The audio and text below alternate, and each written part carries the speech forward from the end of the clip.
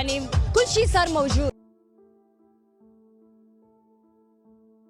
يبدو أن الحياة في السعودية خلال الأيام المقبلة ستشهد تغييرات كبيرة وانفتاح بشكل أكبر، لا سيما بعد انتقادات طالت السلطات السعودية بعد قدوم أسطورة كرة القدم كريستيانو رونالدو للحياة في السعودية والانتقال لنادي النصر في ظل علاقة صداقة مع أم صغاره دون زواج رسمي. فهل غيرت السعودية القانون من أجل رونالدو؟ في إطار سعيها لأن تصبح إحدى أكثر الوجهات السياحية جاذبية في الشرق الأوسط، تتجه السعودية إلى منح النساء مزيدا من الحرية في ارتداء ما يرقهن على الشواطئ في مشروع عملاق جديد على البحر الأحمر، علما أن عقود الزواج لن تكون شرطا للإقامة المشتركة في فنادقه. وبحسب موقع هوتلر، قالت كبيرة مديري قطاع التسويق السياحي في شركة البحر الأحمر للتطوير لوريدانا بتيناتي خلال إحدى الفعاليات التي أقيمت في الإمارات أنه لن تكون هناك قيود على النساء في جميع أنحاء المملكة العربية السعودية. وأضافت بتيناتي: لا يتعين علينا ارتداء العباءة ويسمح للمرأة بالقيادة، ولن يكون هناك تمييز بين دخول النساء والرجال إلى أي مرفق في أي مكان.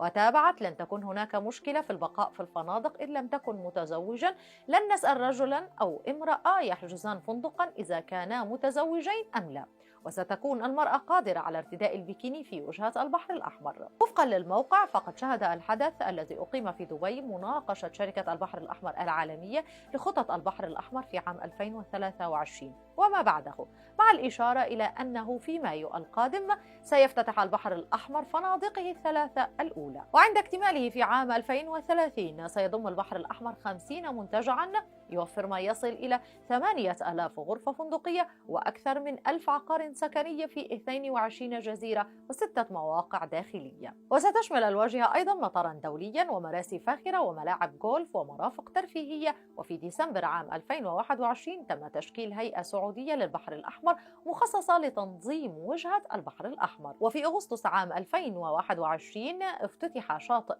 بيرو بيتش في مدينة الملك عبدالله الاقتصادية شمال جدة غرب البلاد، وأصبح الشاطئ الأول والوحيد في المملكة الذي يسمح لزائراته من السعوديات والأجانب ارتداء البيكيني والتجول به نهارا وتدخين الشيشة واصطحاب الحيوانات الأليفة دون قيود، علاوة على الحفلات الساهرة والعامرة بالرقص والموسيقى الصاخبة ليلا، وفق ما نقلته وكالة فرانس بريس عن زائرات آنذاك. ذكر مسؤولون عن المكان أنهم لا يتقصون عن وجود علاقة زواج بين كل شريكين من الرواد من عدمه، لافتين إلى أنهم يصادرون الهواتف الجوالة فقط حرصا على خصوصية رواد المكان، علما أن المكان لا يقدم المشروبات الكحولية المحظورة في المملكة. كانت السلطات في السعودية تعرضت لانتقادات كبيرة بشأن إقامة رونالدو وصديقته في السعودية دون عقد زواج رسمي، مما يعد مخالفة كبيرة للعادات والتقاليد العربية، إلا أنه يبدو أن هناك توجه جديد في المملكة العربية السعودية خلال الفترة المقبلة مع رؤية المملكة 2030 الهادفة إلى تنويع مصادر الدخل القومي